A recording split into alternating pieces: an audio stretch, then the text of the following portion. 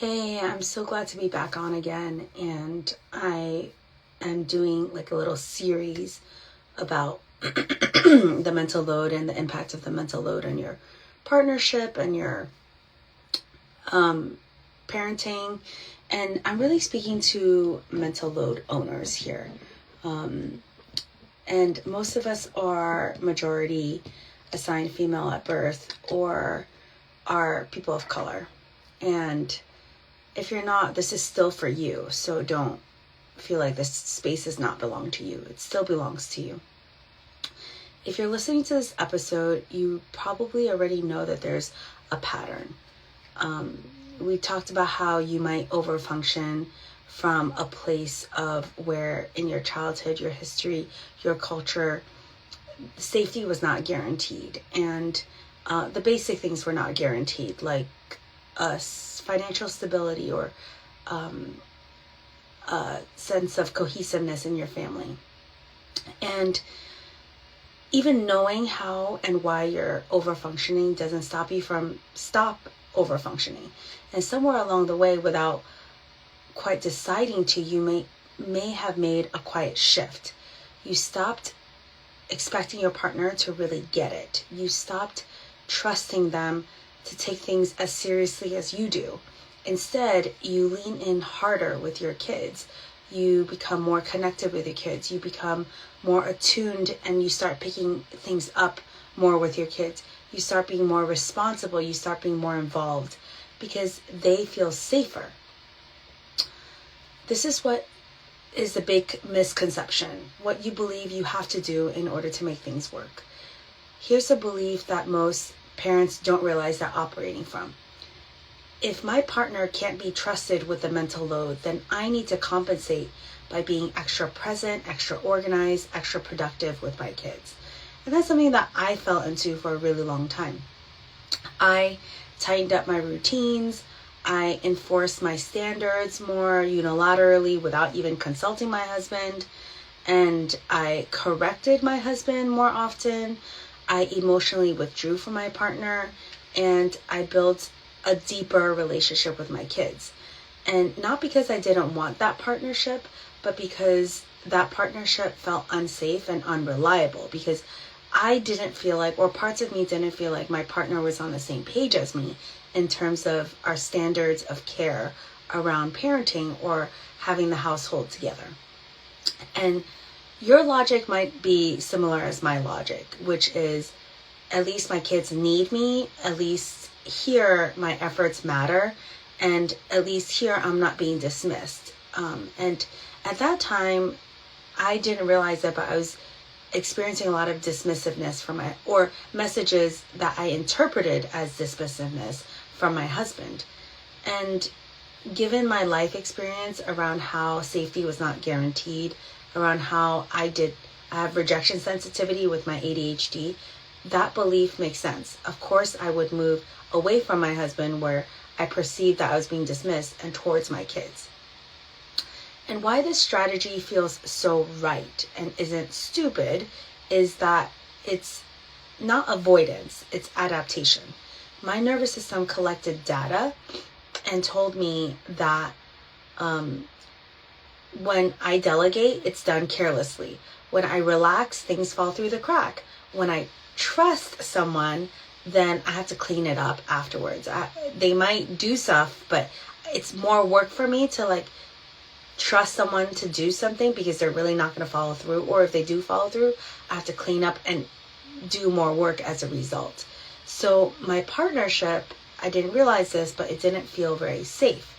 And I moved towards where safety was. And my safety at that time felt more reliable with my kids.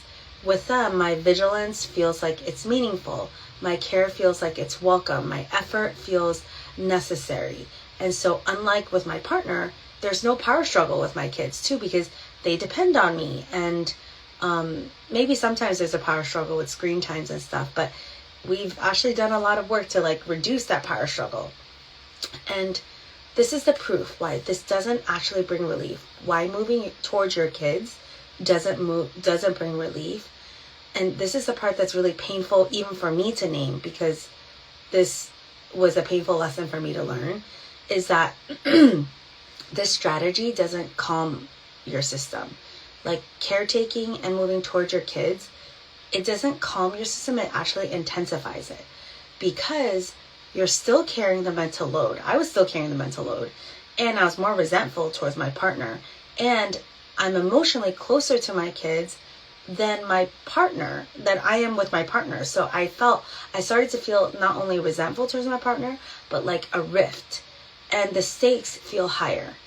My system never got to relax or stand down. Instead of shared safety, I created an intensified, concentrated responsibility. Like, it's kind of like drinking concentrated coffee or like a macchiato where you have like 8 shots of dopamine. Underneath that is exhaustion and bitterness and a version of myself that I didn't quite recognize. I didn't even think like, oh my gosh, why I love my kids so much. Why am I so tired by them? And why am I so angry and edgy all the time and impatient all the time? Why do I feel so alone even though I'm constantly needed by them? And those questions honestly broke me. What was missing in my thought process at that time was that I'm trying to solve a safety problem by rearranging who I'm attached to. And that the issue is not attachment. It's that my system was still living by an outdated contract. The contract and the belief behind that contract is, if I don't hold this ship together, if I don't hold this family together, no one else will. And that contract did not come from my partner. It came way before my partner, even though I really wanted to blame my partner because I did not feel like he was stepping up at that time. When I did an honest reflection, I could trace this belief back to my childhood. And it didn't come from my kids either. It came from a time when I had to grow up really fast. I knew that nobody was going to come rescue me and that mistakes had consequences. And if you're like me, if you grew up with parents who were emotionally immature or who were immigrants and just like survived and try to make things work and left you to figure out and fend for yourself, this is probably something that you could maybe relate to. And this is the game changer for me. This is what actually helps you move forward instead of leaning into your kids as a survival strategy. The solution is not asking your partner to do more. It's not pulling away from your kids. It's not forcing yourself to trust in the process or shaming yourself for being too much. The vehicle that helps you move forward is something called self-leadership. That means updating the internal over-functioning manager inside of you instead of dismissing them, and bring curiosity to the alarm system that's inside of you instead of agreeing with the alarm system. Noticing when your system is choosing your kids over your partner for safety, and gently turning inward before acting outward. And that's where the practices like the U-turn really matter. And I share the U-turn as a freebie in my link tree in my bio, where it's a guide to help you look inside first before you act. And so what happens is, instead of how do I fix my partner, or you're asking yourself, why am I like this? You ask yourself, what does my system think will happen if I don't stay this close, this alert, and this needed?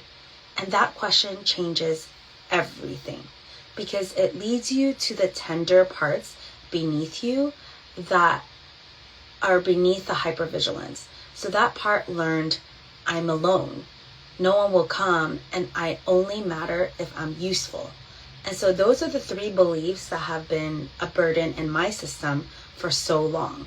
Because I grew up the way I did, is I truly internalize that I am alone, that no one's going to come help me. And my output is what makes me useful and worthy of being loved and accepted.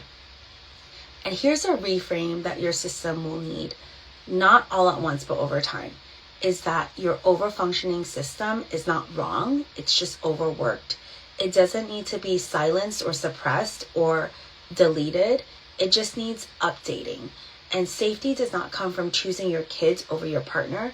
It comes from shared leadership inside you and between adults. And your children don't need you to be the only person that they can rely on. That's their emotional safety person. But they need to see adults sharing their responsibility and repairing after a conflict happens or a disagreement happens. And they need to see care that doesn't require you to disappear or shrink or erase yourself. And if this episode or this live stream stirred up some discomfort, that's totally okay. You're not failing. You're not too attached to your kids. You're not broken. You're just now becoming aware of the problem that's before you. And the next step isn't doing more or even pulling away. It's learning how to lead your system out of permanent crisis mode. So safety doesn't live in one person alone, but it's shared. And that's where the real relief comes from. If this resonated with you, drop a note in the comment to let me know about how it resonated, and drop your questions to me in the DMs or in my post. I'll post this up in my grid and you're welcome to replay it. Thank you so much for tuning in, and I look forward to hearing from you.